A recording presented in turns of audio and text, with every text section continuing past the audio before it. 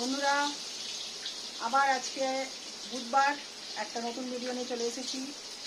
কী কী রান্না করছি তোমাদেরকে আজকে দেখিয়ে দিচ্ছি। কালকে তো আসতে পারিনি, তোমাদেরকে দেখাতেও পারিনি, খুব গরম লাগছিল কালকে। আজকে একটুখানি গরমটা কম আছে। এই দেখে নাও কী কী রান্নাটা করেছি, তো দেখে নাও।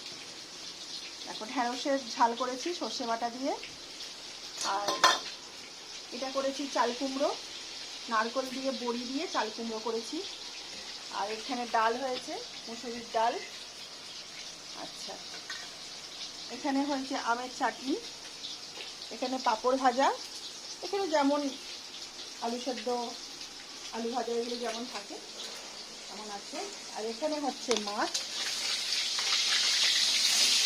আরে বাবা, মাছ ভাজা